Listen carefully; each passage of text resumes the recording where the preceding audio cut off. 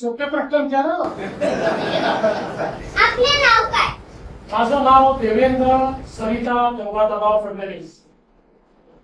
Sir, आपल्या प्रवासाची सुरुवात कशी झाली?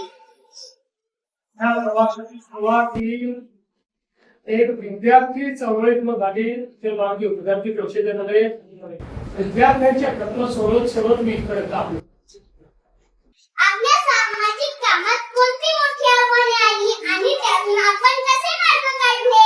कुठल्याही सामाजिक कोणात आव्हान असतातच. जेव्हा तुम्ही समाजात आता काहीतरी करायचं असतं त्यावेळी प्रत्येक ठिकाणी ती व्यवस्था असते ती आपल्याला बदलावी लागते. व्यवस्था बदलताना त्याच्यामध्ये अडीअडचणी येतात. पण आपल्यासमोर किती मोठे आदर्श आहेत. छत्रपती शिवाजी महाराजांचा आदर्श आहे की ते स्वराज्याची स्थापना केली. त्याला स्वराज्याची स्थापना करताना मुलाची लढावं लागलं, काही मुलांना स्वतःची लढावं लागलं. पण त्यांनी त्या आव्हानाचा सामना करून व्यवस्था उभी केली.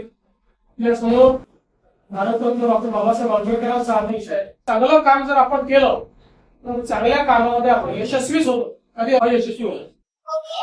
आपल्या कारकिर्दीतला असा कोणता अनुभव आहे जो आजही लक्षात आहे आणि प्रेरणा देतो? असे खूप अनुभव आहे पण आजचा अनुभव जास्त लक्षात राहील. तू घेतलेली मुला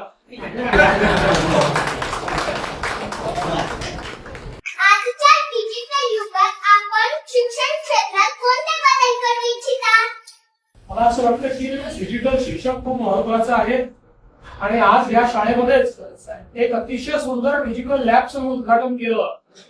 ही इंटरॅक्टिव्ह आहे. त्याच्यामध्ये विषय देखील आपल्याला श्राव्य माध्यमातून पाहायला मिळतो.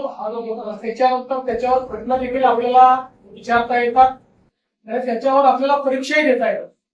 मला असं वाटतं की आता डिजिटल युगामध्ये डिजिटल शिक्षण हे अत्यंत महत्वाचं आहे. प्रत्येकाकरता डिजिटल शिक्षणामुळे शिक्षणाची दारं उघडलेली आहेत.